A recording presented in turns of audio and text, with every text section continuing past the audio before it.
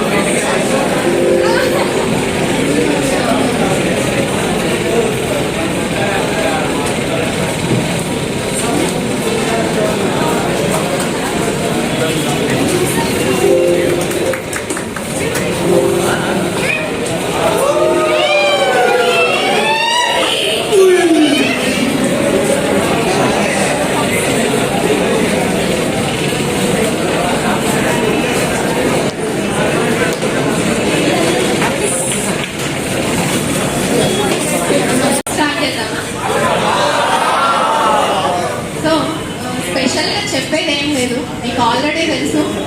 Women కి respect ఎలా ఇవ్వాలి అనేది నేను మీకు చెప్పడానికి అయితే రెడీ. ప్రతిదాన్ని అర్థం చేసుకున్నారు. సో మీకు స్పెసిఫిక్ గా ఉమెన్ ని ఇలా చూసుకోవాలి అలా చూసుకోవాలి స్పెసిఫిక్ గా నేను చెప్పడానికి అయితే ఏం లేదు. సో మీ క్యారెక్టరిస్టిక్స్ అనేవి నాకు బాగా నచ్చాయి. దీన్నే లైఫ్ లాంగ్ కంటిన్యూ చేయండి. ఆఫీసర్స్ అయిన తర్వాత కూడా ఉమెన్ కి ఇలానే రెస్పెక్ట్ ఇస్తుండండి, అందరికి సపోర్ట్ చేసుకుంటుండండి. కాస్త ఓ అనేది తగ్గియండి అమ్మాయిలు ఇదన్నమాట. Wish you very happy women's day. స్త్రీకి నమస్కారం చేస్తున్నాను. అయితే ఈ మాతృత్వం అనేది స్త్రీలింగంలో కనబడుతుంది, కానీ కొంతమంది పురుషుల్లో, ఇన్ఫాక్ట్ చాలా మంది పురుషులకు కూడా నేను అనవచ్చు, వాళ్ళలో కూడా ఈ గుణం ఉంది.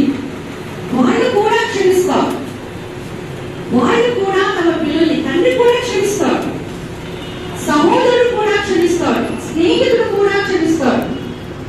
తన గర్ల్ ఫ్రెండ్ ఏమైనా తప్పు చేస్తే ప్రపంచంలో ఎవరు క్షమించకపోవచ్చు, కానీ అతను క్షమించవచ్చు. ఒక భర్త తన భార్యను క్షమించవచ్చు. ఆమె చెయ్యకూడని తప్పు చేసినా కూడా